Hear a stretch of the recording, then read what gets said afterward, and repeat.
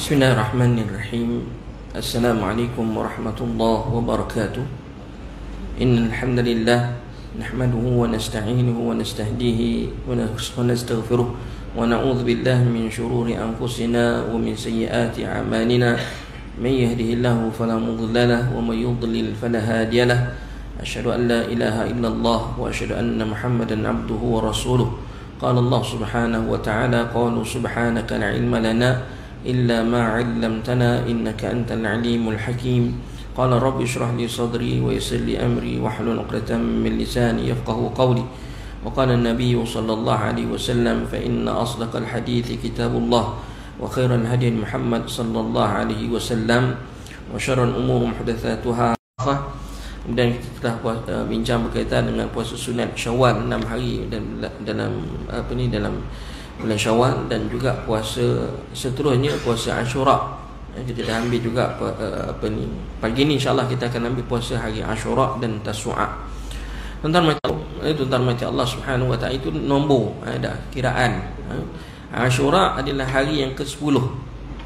Hari yang ke-10 dan dia dah jadi satu popular lah. Bila sebut Ashura je ni orang faham bulan Muharram. Sedangkan Ashura ini adalah 10, ada yang ke-10. Dia pada tiap-tiap bulan pun ada kan, katakan Ashura. Tapi istilah bila sebut saja Ashura, orang tak ada fikir yang lain, orang akan fikir kepada hari Ashura yang merujuk kepada bulan Muharram. Ada bulan Muharram. Kalau ikutkan lafaz tu'am, ada lafaz tu'am kerana dia merujuk kepada bilangan, katakan hari Ashura yang ke-10. Dalam hati Allah Subhanahu wa taala, begitu juga Tasu'a. Tasu'a itu merujuk kepada hari yang ke-9 bulan Muharram. Yang makruf lah hari Ashura dan Tasu'a. Orang tak boleh puasa pada hari Ashura dan Tasu'a pada setiap bulan, tak semestinya, ya tak. Katakan kalau nak puasa bulan Zulqaidah ke bulan Safar ke, itu tidak warid puasa 10 9 10 setiap bulan, tak ada. Yang ada warid hanya pada bulan Muharram sahaja. Disunatkan berpuasa pada hari Ashura kerana mengikut jejak langkah Rasulullah SAW yang telah berpuasa pada hari tersebut. Maka diriwayatkan daripada Ibn Abbas radhiyallahu anhuma bahawa Rasulullah SAW telah berpuasa pada hari Ashura dan memerintahkan berpuasa pada hari itu. Diriwayatkan daripada Abu Qatadah radhiyallahu anhu bahawa Rasulullah SAW ditanyakan tentang puasa hari Ashura. Baginda bersabda, puasa hari Ashura dapat menghapuskan dosa dengan izin Allah. Kelebihannya ialah pengkifarah, dapat mengkifaratkan 1 tahun dosa yang telah lalu. Mana orang tu akan terhapus dosanya, dosa kecilnya yang telah lalu, setahun yang lalu. Setahun yang lalu. Wallahu a'lam. Itu kelebihan. Cuma kenapa kena puasa Tasu'a?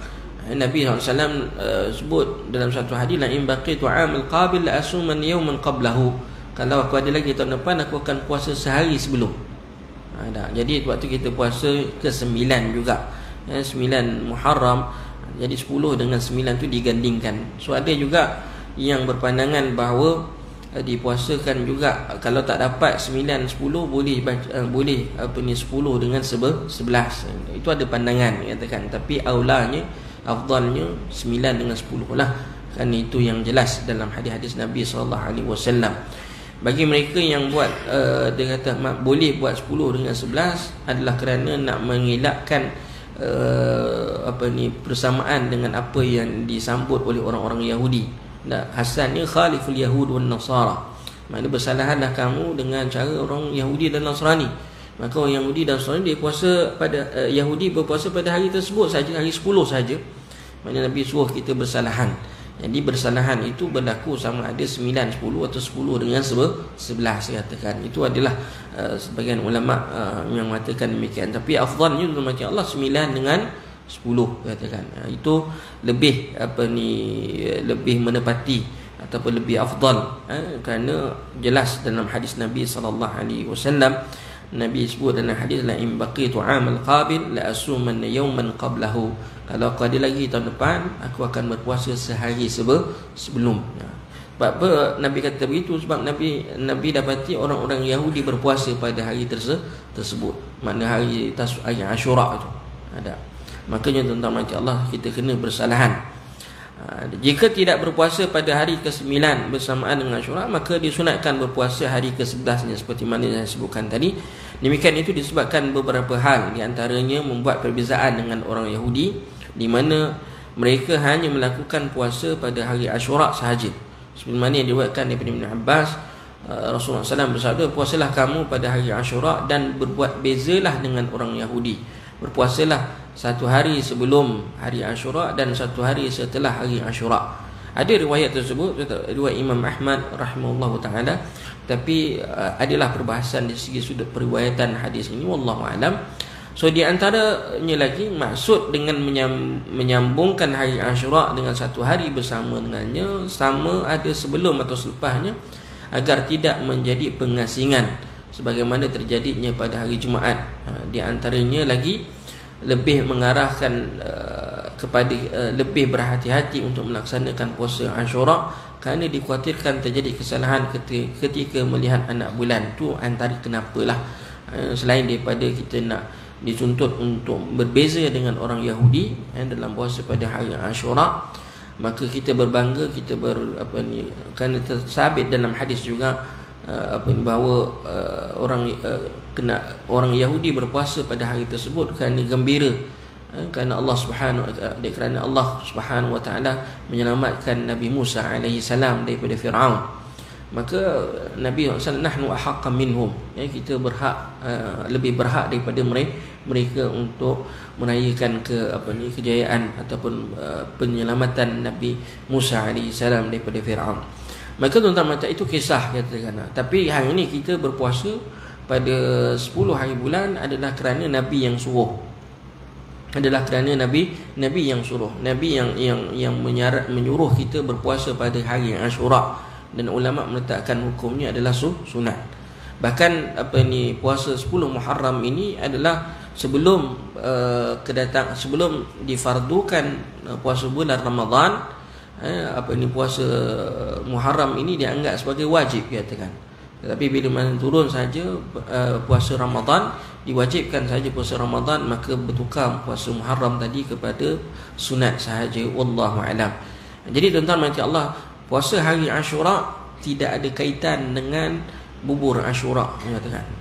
Bubur Ashura tu lebih kepada adat orang Melayu yang kononnya berdasarkan cerita cerita kisah Nabi Nuh dan sebagainya. Tapi semuanya kisah-kisah itu tentang mati Allah sebenarnya tidak pun kita kata sabit dengan riwayat yang sahih, katakan riwayat yang sahih daripada kisah-kisah Nabi sallallahu alaihi wasallam.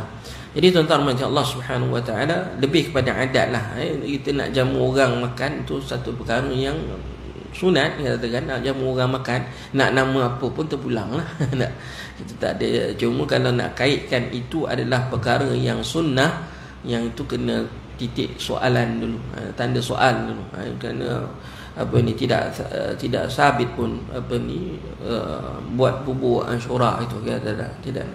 Tapi kita nak jamu orang makan, harus katakan buat bentuk macam mana sekalipun, selama nak bagi orang makan dalam bentuk bubur ke dalam bentuk apa sekalipun, tak ada masalah. Macam Allah, niat itu nak beri makan. So jika niat nak beri makan, Nabi SAW sebut dalam banyak hadis-hadisnya, antara perkara yang kita dituntut ialah it'am nas ataupun it'am masakin, bagi makan pada orang, bagi makan kepada orang fakir miskin dan sebagainya. Maka itu disunatkan kita memberi makan. Jadi tidak ada isu kat situ hormati Allah Subhanahu wa taala, kecuali kalau dia menganggap bahawa buat bubur Ashura tu sunnah Nabi SAW. Itu tidak betul. Itu pendustaan ke atas Nabi sallallahu alaihi wasallam. Saya katakan ia dusta, sebab dusta ke atas Nabi sallallahu alaihi wasallam.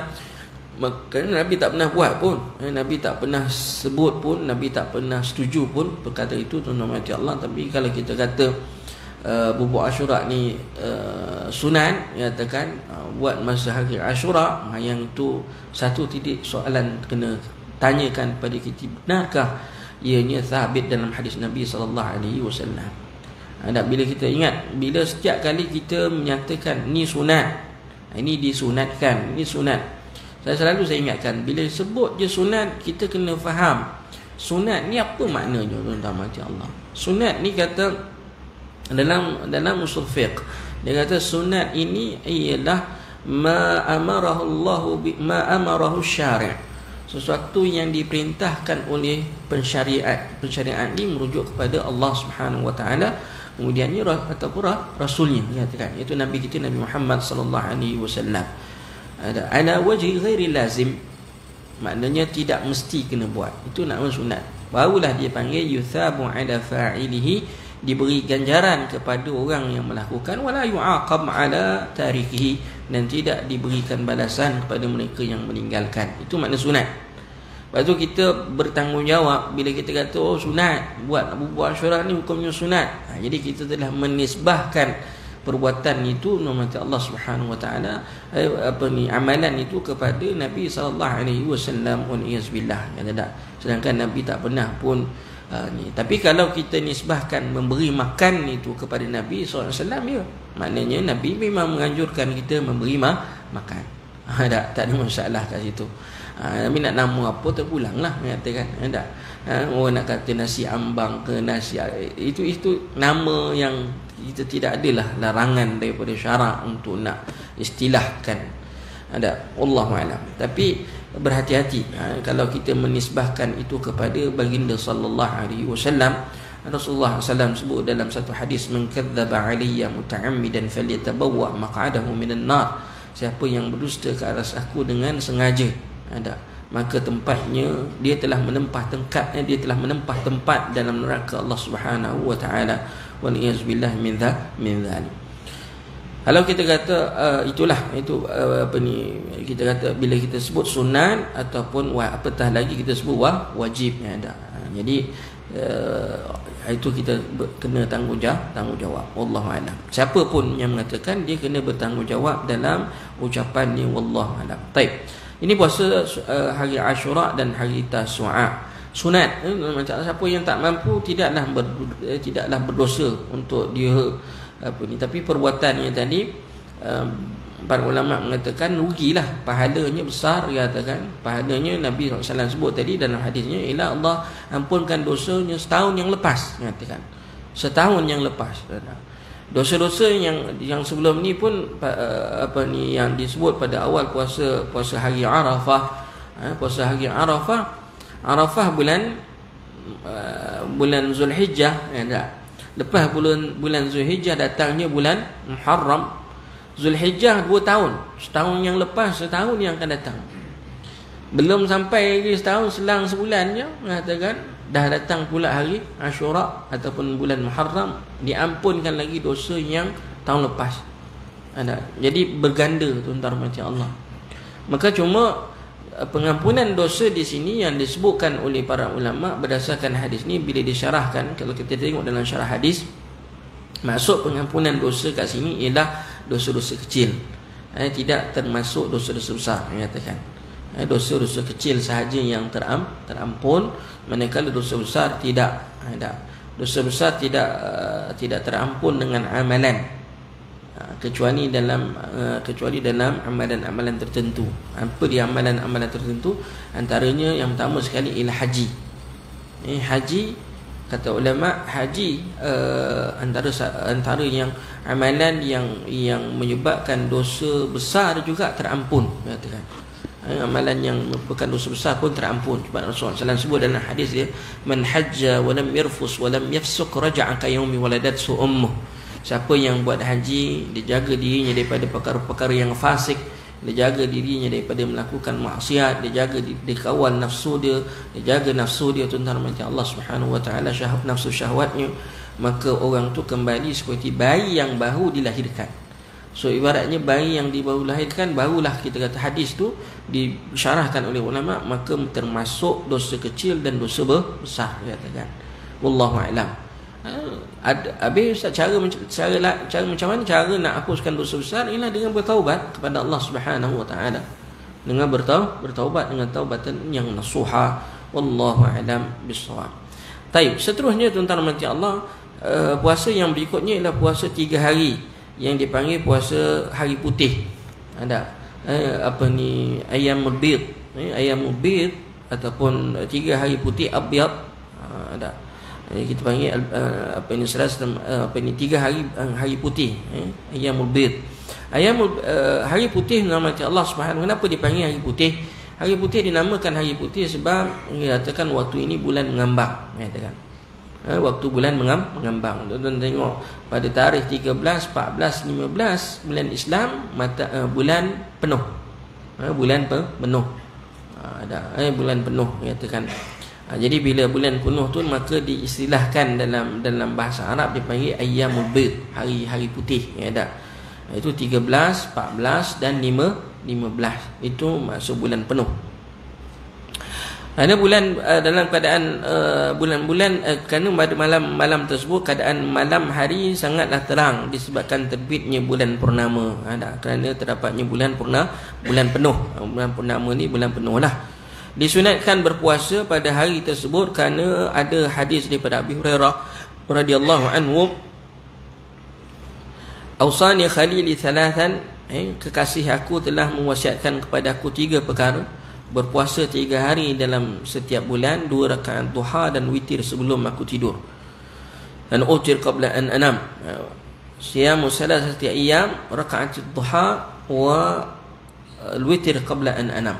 An utir qabla an anam. Jadi 3 benda ni. Puasa 3 hari sebulan, itu hari putih, 2 rakaat duha dan juga nama Allah witir sebelum tidur. Ini sunnah Nabi SAW. Kalau kita dapat jaga tuan-tuan mati Allah untuk diri kita pun, fihi khairun kathir. Mana fihi khairun kathir, maka padanya kebaikan yang sangat banyak.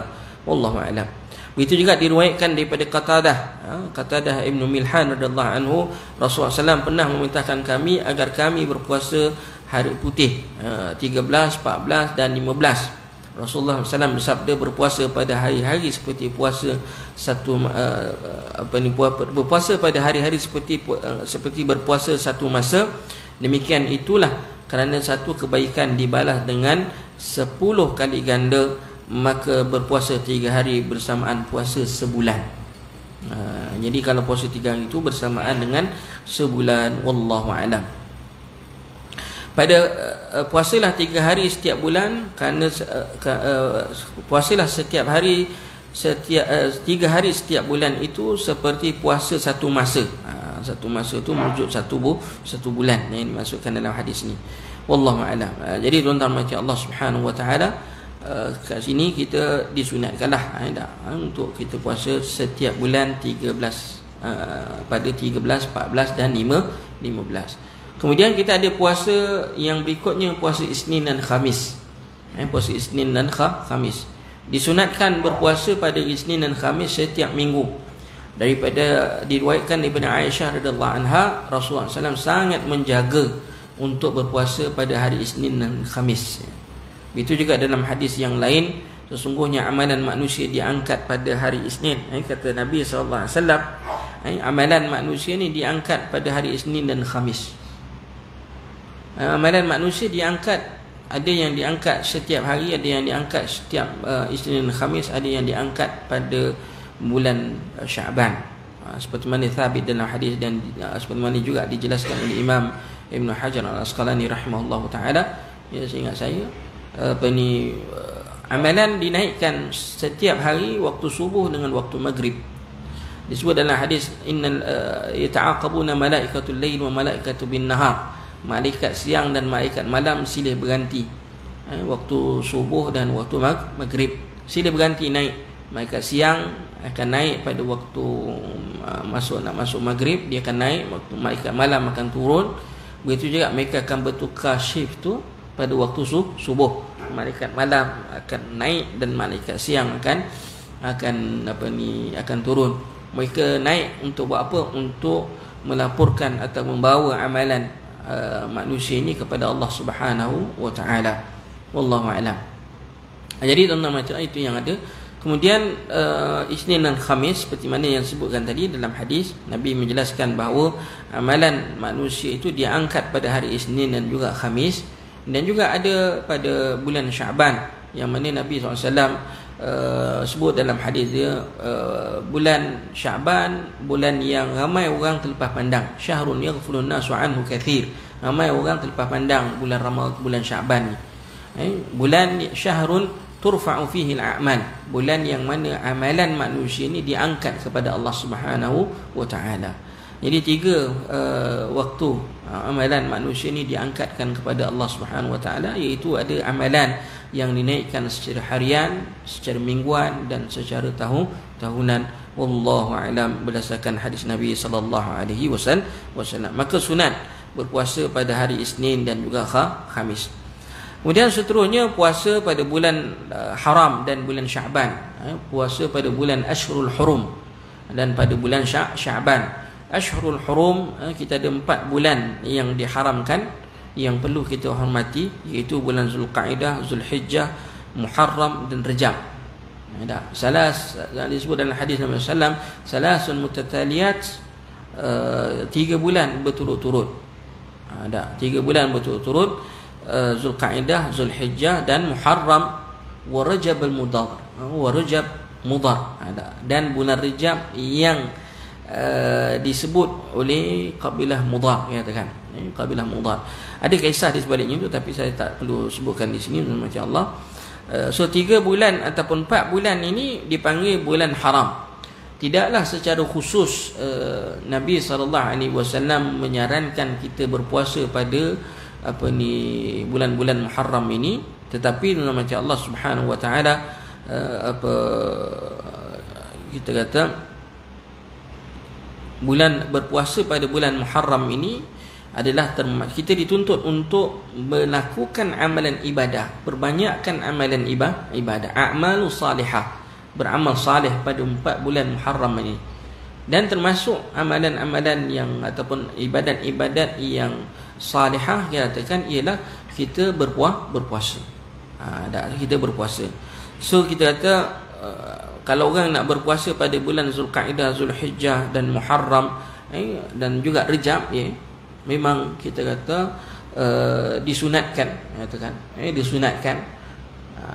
Kena atas dasar ianya termasuk dalam amal yang salih, katakan. Atas dasar ianya termasuk dalam amal yang salih. Sebab itu Nabi SAW sebut dalam satu riwayat hadisnya, katakan sebaik-baik puasa setelah bulan Ramadan ialah puasa bulan-bulan Allah yang Muharram, katakan bulan Allah Muharram. Dan sebaik-baik salat setelah salat fardu ialah salat malam, katakan. Itu sabit dalam hadis-hadis Nabi sallallahu alaihi wasallam. Wallahu a'lam. Maknanya kita boleh, memang disunatkan kita berpuasa pada 4 bulan yang diharamkan ini. Memang kita disuntut untuk memperbanyakkan, maka antaranya ialah puasa. Puasa ni kita kata antara yang amalan yang mudah yang kita buat, kerana tak perlukan modal. Kita tak perlukan modal, kita hanya perlukan niat, kemudian tahan diri lapar dan dahaga, sahur ataupun berbuka puasa, itu sahaja, kata tak. Kerana Allah Subhanahu wa taala. Wallahu a'lam. Jadi tuan-tuan mati Allah, sama juga bulan Syaban. Bulan Syaban seperti mana yang saya sebutkan tadi, memang Nabi SAW diriwayatkan seolah-olah baginda berpuasa penuh pada bulan Syaban. Nabi tidak pernah puasa penuh. Nabi diriwayatkan paling banyak Nabi berpuasa pada bulan Syaban. Nabi paling banyak berpuasa pada bulan Syaban. Beliau berpuasa penuh pada bulan Syaban, kata dalam riwayat Muslim. Beliau berpuasa penuh pada bulan Syaban, dan beliau juga pernah berpuasa pada bulan Syaban hanya sedikit. Ada riwayat begini dan ada riwayat begini. So tuan-tuan mati Allah, para ulama mengatakan lafaz kedua merupakan penafsiran dan penjelasan, kerana yang dimaksudkan dengan semua itu biasanya, dan kerana pada bulan Syaban amalan hamba diangkat dalam setahun. Jadi sunatlah juga kita memperbanyakkan puasa pada bulan Syaban. Cuma di sana ada perbezaan sikit di sisi ulama, khususnya dalam mazhab Syafi'i. Mazhab Syafi'i tidak menggalakkan seorang itu untuk memulakan puasanya selepas 15 Syaban. Tetapi kalau dia berpuasa daripada awal bulan Syaban, maka harus meneruskan walaupun selepas 15 Syaban. Cerita juga macam Allah tidak dibenarkan berpuasa pada sehari atau 2 hari sebelum Ramadan. Nah, Rasulullah SAW an saum biyawm atau biyawmin, katakan qabla Ramadan. Nabi larang puasa yang dipanggil yaum syak, hari yang diragui. Maknanya tarikh sehari atau 2 hari sebelum Ramadan, itu dilarang kita puasa. Illa man kana yasumu shauman falyasum, kecuali orang yang memang rutin dia berpuasa. Contohnya kebetulan hari syak itu jatuh pada hari Isnin, maka dia nak puasa hari Isnin disebabkan kebiasaan dia puasa hari Isnin Khamis, maka ulama membenarkan. Ataupun mereka yang memang ada puasa qada yang belum selesaikan lagi, tinggal 1 hari je lagi, maka harus untuk dia berpuasa pada hari tersebut, hari Isnin, walaupun dipanggil hari syak. Ni saja yang dikecualikan, wallahu a'lam. Ataupun ada satu lagi boleh kita masukkan juga, ialah nazar. Nazar, tapi kita ada kaedah pula. Yang satu lagi dia kata man nazar an yuti Allah falyuti. Siapa yang bernazar untuk mentaati perintah Allah, maka hendaklah dia taat. Sebab kita kat sini bernazar puasa pada hari syak itu sebenarnya adalah bertentangan dengan syariat. Sebab tahu dah hari syak itu tidak dibenarkan kita berpuasa, katakan. Jadi seelok-eloknya seorang nak bernazar kena tengok dululah, kata tak. Sebab Nabi kata dalam hadis ini, siapa yang bernazar untuk mentaati perintah Allah, maka hendaklah dia taat. Tapi bernazar dalam melakukan maksiat pada Allah Subhanahu Wa Taala, tak perlu dia turuti, tuan-tuan. Wallahu a'lam. Kemudian mati Allah Subhanahu Wa Taala seterusnya menyempurnakan pelaksanaan ibadat sunat. Sesiapa yang telah masuk puasa sunat ataupun solat sunat, maka disunatkan baginya menyempurnakan. Hal ini berdasarkan firman Allah Subhanahu Wa Taala yang berbunyi, wala tubtilu a'malakum, dan janganlah kamu merosakkan atau membatalkan amal-amal kamu. Dan keluar tengah puasa, tak idea puasa. Dah puasa dah, tapi sekat jalan, dah salat sunat tapi separuh jalan, katakan. Maka tidak juga dibenarkan kita membatalkan amalan pada tengah jalan. Sesiapa yang keluar dari melaksanakan ibadat sunat puasa ataupun salat disebabkan uzur atau tanpa uzur, maka tidak diharamkan padanya dan tidaklah perlu diqada.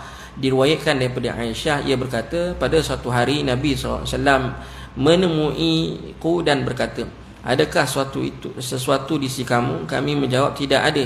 Nabi bersabda, sekarang aku berpuasa. Kemudian pada hari yang lain Nabi menemui kami dan kami berkata, ya Rasulullah, telah dihadirkan kepada kita roti. Kemudian baginda bersabda, perlihatkanlah aku padanya, padahal aku telah menjadi orang yang berpuasa. Kemudian Nabi makan. Dalam riwayat yang lain, kemudian Nabi makan lalu berkata, padahal aku telah menjadi orang yang berpuasa. Bukanlah kata hukumnya haram untuk kita batalkan puasa sunat tengah semayang, tengah puasa, hari ini puasa, tiba-tiba orang jemput makan. Boleh tak batalkan? Harus untuk batalkan, tak ada masalah, sebab dia puasa sunat dan tak perlu pun nak diqada. Cumanya seboleh mungkin, katakan. Sebab ayat Al-Quran ada satu yang sebutkan tadi, wala tubtilu a'malakum, jangan batalkan saja-saja. Kalau boleh lah, kata dah. Kalau boleh, katakan. Kalau dalam bab ibadat yang wajib, memang jelaslah, katakan tak boleh kita saja batal tanpa uzur. Tak boleh saja-saja batal. Kalau nak batal pun jika sebab keuzuran, yes, katakan. Wajib kalau ada, boleh dibatalkan jika ada keuzuran. Tapi kalau saja-saja batal, tak boleh. Itu dilarang kalau benda yang wajib. Benda yang sunat macam Allah Subhanahu Wa Taala tidak ada masalah, tapi kita kata seeloknya lah, katakan, jangan dibatalkan tengah jalan. Wallahu a'lam. Tengah puasa dibatalkan, tengah sembahyang sunat dibatalkan. Ada juga yang mengatakan perlu batalkan jika ada dakwah ataupun ajakan yang wajib. Contoh ajakan yang wajib macam mana, tuan? Jemputan kenduri kahwin. Orang jemput kenduri kahwin, kita puasa pula hari tersebut. Maka kita pergi kendi kahwin itu, jemputan kendi kahwin itu, kata ulama hukumnya wajib, nyatakan tak, jika tidak ada keuzuran. Makanya macam Allah, puasa itu hukumnya sunat. Di sini ada fiqhul aulawiyat, mana yang perlu diutamakan. Tak, maka setengahnya kata perlu membatalkan puasa sunatnya dan pergi ke jamuan kenduri dan sebagainya. Wallahu a'lam. Contohnya sembahyang sunat macam Allah, kita dipanggil oleh ibu kita, mana menyahut panggilan ibu bapa itu adalah satu perkara yang dituntut berbanding kita kata dengan solat sunat. Maka menjawab panggilan ataupun menjawab panggilan ibu tu ataupun bapa itu lebih wajib, nyatakan.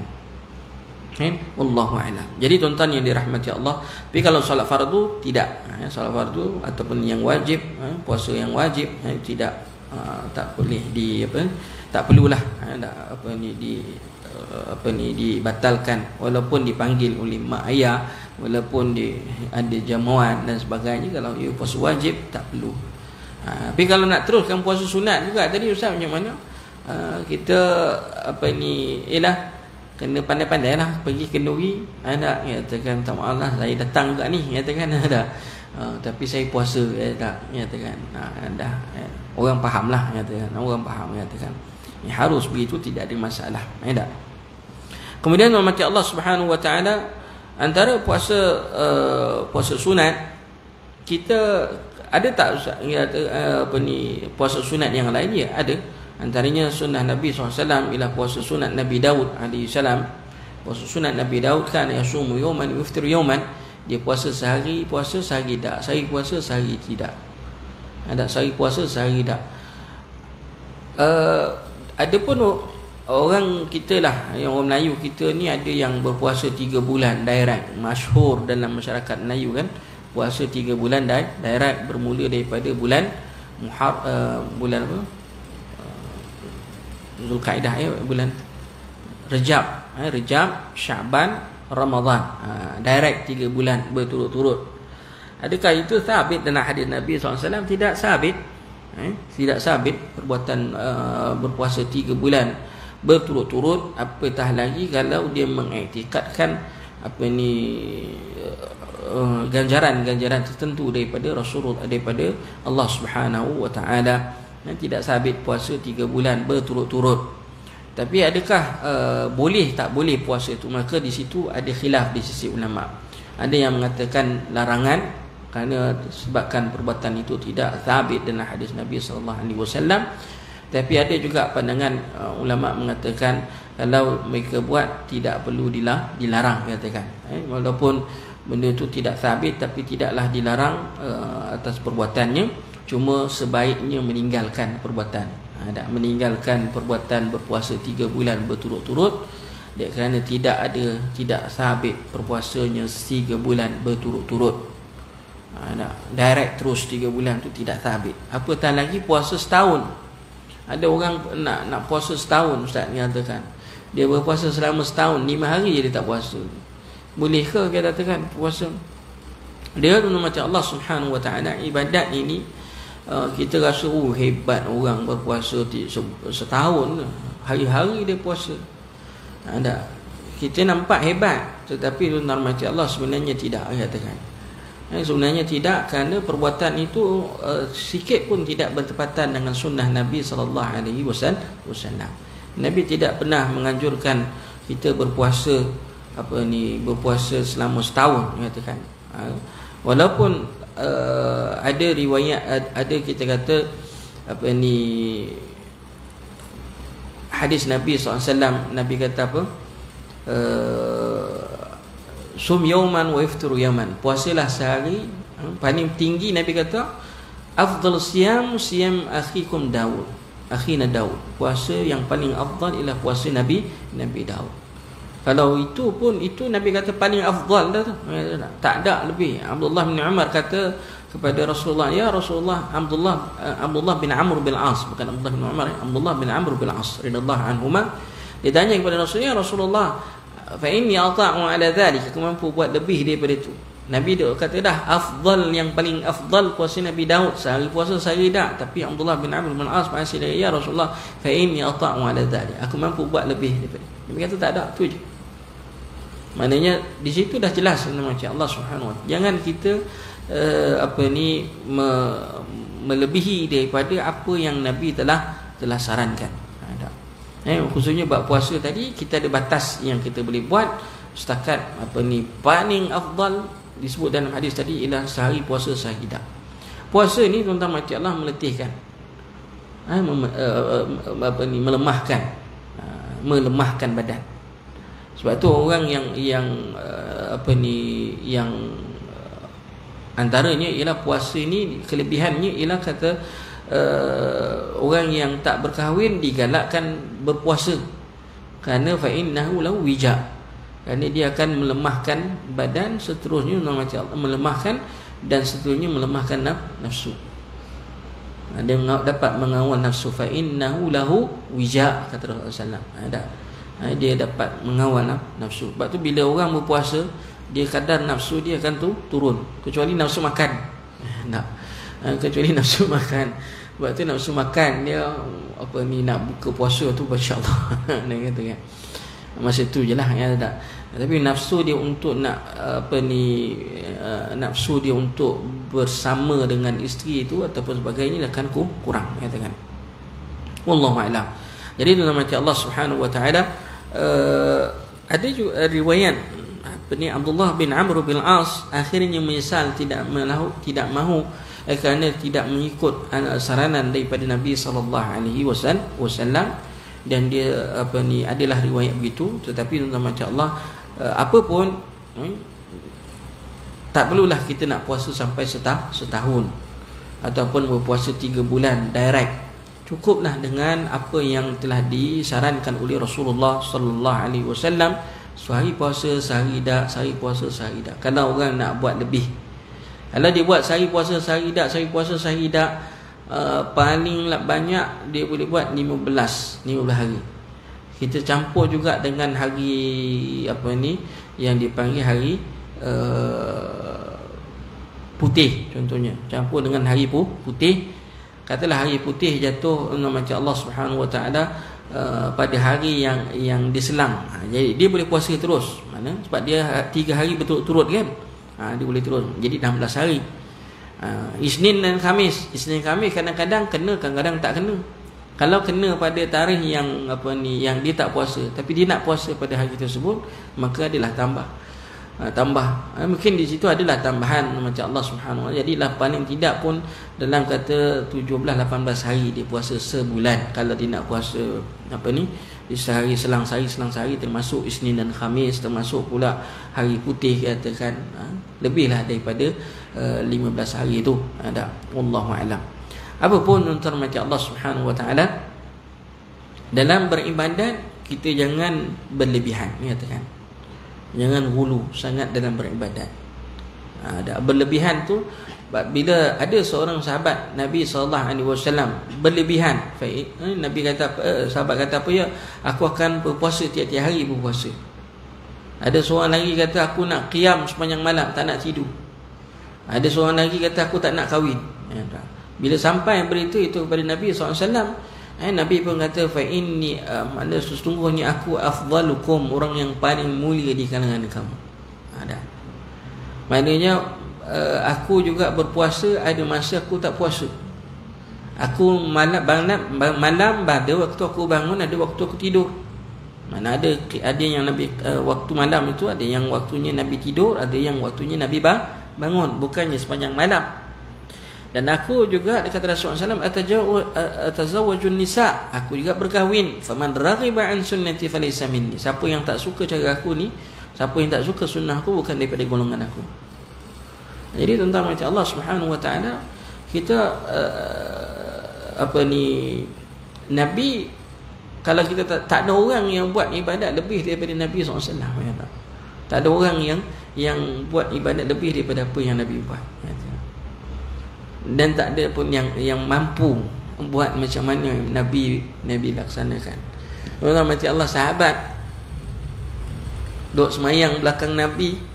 Satu ketika semayang sunat, Nabi semayang pun kita kata dia berharap Nabi rukuk, Nabi sujud, katakan punya lamanya Nabi semayang, qiyamnya, rukuknya, sujudnya, tuan-tuan macam Allah. Ada mana taknya qiyamnya dah lah lama baca surah Baqarah, ada surah sambung pula dengan surah Al-Maidah, ada surah Ali Imran, ada. Kemudiannya rukuknya sama panjang dengan kadar bacaannya. Ada. Rukuknya sama panjang dengan bayang kalau kata baca surah Baqarah. Surah Baqarah tu 2 juzuk lebih kan. Berapa jam itu? Kurang-kurang sejam lebih. Ada. Baca kalau kita lah, ada. Bayangkan sejam lebih berdiri. Ada. Kemudian rukuknya macam tu juga, sujudnya macam tu juga. Macam tu bila nak habis ustaz kata. Rasa tinggal ustaz dia seorang. Masalahnya kalau ustaz pun tak mampu nak buat. Macam mana? Ustaz sendiri pun tak mampu nak buat, kata tak. Jadi tuan-tuan macam Allah, Nabi kata, sebab tu Nabi kata man raghiba an sunnati falaysa minni. Siapa yang tak suka dengan cara aku, bukanlah dia daripada kalangan aku. Cukup kita kata kita buat banyak amalan ibadat yang disyariatkan kepada kita macam Allah Subhanahu wa taala. Ada benda yang kita boleh kita boleh buat lebih. Contohnya kita kata bersedekah, katakan. Bukan tak ada amalan yang kita boleh buat lebih. Abu Bakar As-Siddiq radhiyallahu anhu didermakan semua harta dia fi sabilillah. Dia dermakan semua harta dia fi sabilillah, katakan. Ada. Umar bin Khattab radhiyallahu anhu dia dermakan separuh daripada hartanya fi sabilillah, tapi dia nak cuba buat semua tak mampu dia. Maka di situ harus nak bersedekah, dia katakan, maknanya di situ ada kelangsungan untuk kita berbanyakkan.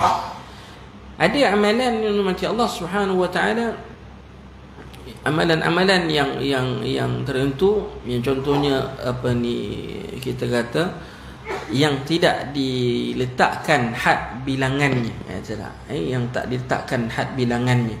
Contohnya macam baca Quran, katakan.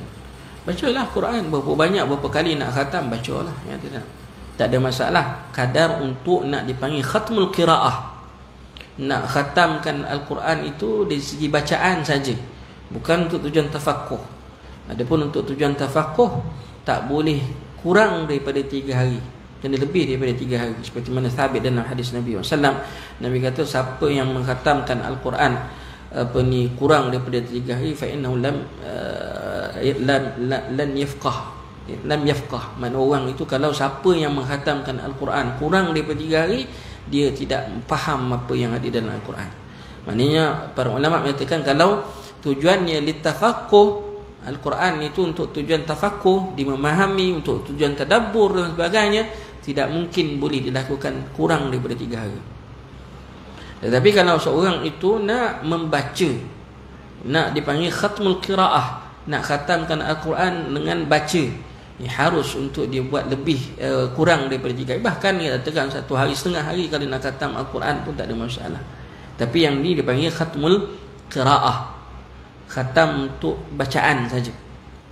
Dia bukannya tafaqquh ataupun untuk tadabbur. Untuk tadabbur tak boleh buat 3 hari, tak boleh Allah. Mustahil. Kalau orang kata kita orang boleh buat Ustaz 3 hari, 24 jam. Mustahil, katakan. Kenapa saya kata mustahil? Sebab Nabi kata dah, lan yafqah. Orang tu takkan faham. Takkan mampu dia nak bertadabbur Al-Quran keseluruhannya macam Allah. Bukan saya yang kata, Nabi dah sebut dalam hadis Nabi SAW, jelas dia katakan dah. Maka nak tafaqquh, dia katakan sahabat Nabi pun macam Allah Subhanahu wa taala faham dah benda tu, dia katakan. Apatah lagi yang mana mereka ni bahasa Arabnya tinggi dan sebagainya. Kita yang bahasa Arab pun tinggal tunggang langgang, nak tafaqquh, nak tadabbur Al-Quran 3 hari. Dahsyat, ya tak? Ya tak? Dahsyat, ya tak? Makanya tuan-tuan macam Allah Subhanahu wa taala, di situ kita kena faham baik-baik. Jadi tuan-tuan macam Allah itu, kalau puasa sunat cukuplah dengan yang seperti mana dianjurkan oleh syarak. Dah Afdal puasa sehari puasa sehari tak, sehari puasa sehari tak. Tidak ada yang lebih afdal daripada itu. Ada. Wallahu a'lam. Yang lain Ustaz, kafarah lah. Puasa kafarah tu yang apa paling banyak 2 bulan berturut-turut. Syahraini mutatabi'in. Itu tak apa. Tengok orang puasa 2 bulan berturut-turut, nak bayar kafarah ke apa? Tak. Itu mesti dia nak bayar kafarah. 2 bulan. Itu okeylah mengatakan. Sebab itu memang sebab ada denda yang dia kena bayar mengatakan. Wallahu a'lam. Baik, kemudian hormati Allah, puasa-puasa yang diharamkan. Kita ada 5 hari yang diharamkan kita berpuasa. Seperti mana yang saya dah sebut sebelum ni. Yang pertama sekali hormati Allah ialah puasa hari raya, Aidil Fitri dan Aidil Adha, dan yang seterusnya hari tasyrik. Hari tasyrik 11, 12, 13 Zulhijjah. 5 hari ini siapa puasa dosa besar. Siapa puasa pada 5 hari ini berdosa besar.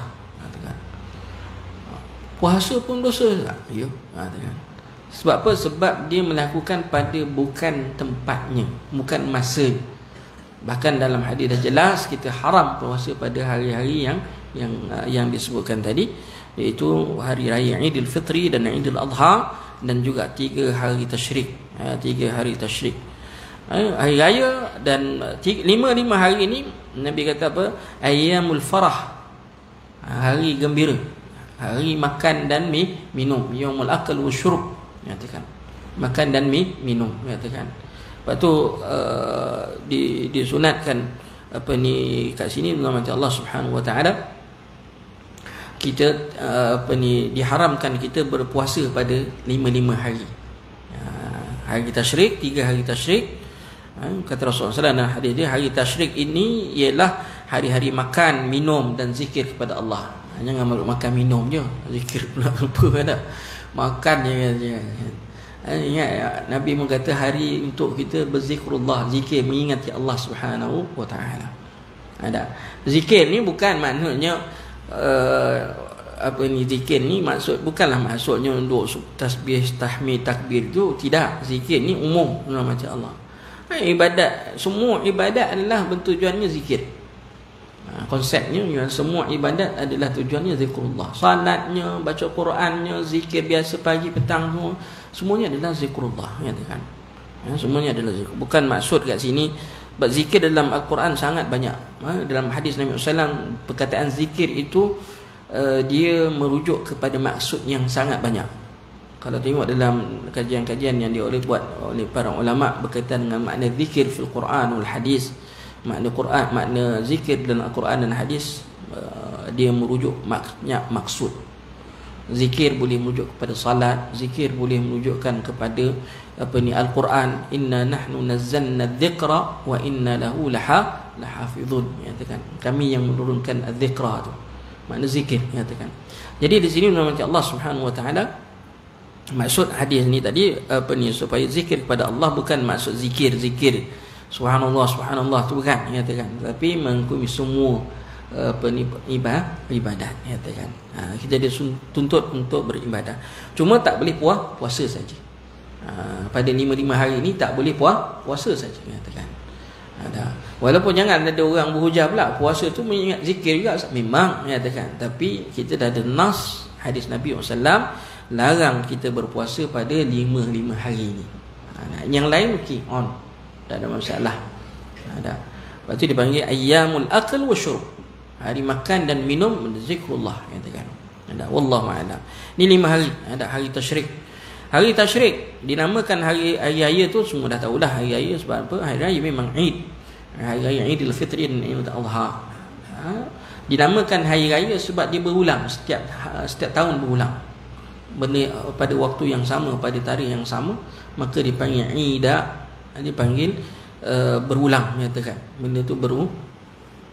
Dinamakan hari tasyrik pula adalah kerana tasyrik merujuk kepada daging-daging yang menjemur daging tu. Proses penjemuran daging-daging korban itu pada 11, 12, 13 maka dipanggil tasyrik. Dulu mana ada peti ais kan? Peti ais lewat dah. Habis daging-daging sembelihan korban, daging-daging sembelihan masa bayaran untuk orang buat haji tamattu' itu dibuat bagaimana untuk simpan, maka disalailah ataupun dijemur, dikeringkan. So ada 3 hari, 11, 12 dan 13. Lepas tu dia panggil hari itu ayyamu tasyriq. Tapi hari ni kita tak buatlah jemur masa hari tu, kekal jelah nama tu sampai sekarang kekal.